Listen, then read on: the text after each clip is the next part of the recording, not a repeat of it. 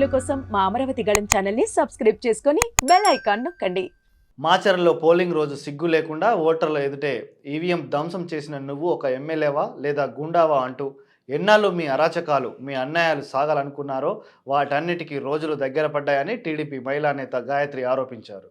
YSR Congress party కాదు, అది YSR గోండాల party. ఈ మాట ఎందుకు అంటున్నానంటే, నిన్న వైరల్ అవుతున్న వీడియో చూసుకుంటే ఒక సిట్టింగ్ ఎమ్మెల్యే ఏకంగా తనే పోలింగ్ సెంటర్కి వచ్చి ఈసీ ఉంది అని భయం లేకుండా, లార్డ్ అండ్ ఆర్డర్ అంటే భయం లేకుండా, కెమెరా ఉంది పబ్లిక్ చూస్తున్నారని భయం కూడా లేకుండా ఒక ఈవీఎం మిషన్ ని ధ్వంసం చేశాడు. ఇలా ఎందుకు చేస్తున్నామని చెప్పి అడ్డుపడ్డ ఒక టీడీపీ పోలింగ్ బూత్ ఏజెంట్ ని గొడ్డలతో నరికాడు తల మీద. అంటే ఇంత దుర్మార్గుడు ఇంకా బయట తిరుగుతున్నాడు.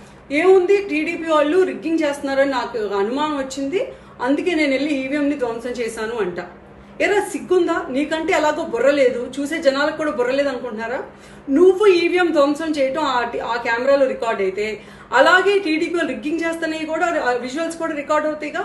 నిజంగా అలాంటివి ఏమంటే నువ్వు ఈసీ కంప్లైంట్ చేసుకోవచ్చుగా. పోలింగ్ జరిగిన రిగ్గింగ్ జరిగిన మరో నిమిషమే నువ్వేగా సిట్టింగ్ ఎమ్మెల్యేవి, నీ మాట వింటారుగా పోలీసులు, నువ్వేం సాధారణ మనిషి కావుగా, వెళ్ళి కంప్లైంట్ చేసుకోవచ్చుగా. ఏమీ జరగలేదు. కేవలం ఏంటంటే ఈసారి వాళ్ళు అనుకున్నట్టుగా ఎలక్షన్ జరగట్లేదు. రిగ్గింగ్ చేద్దాం అనుకున్నారు, జరగలేదు. కిడ్నాప్ చేద్దాం అనుకున్నారు, జరగలేదు.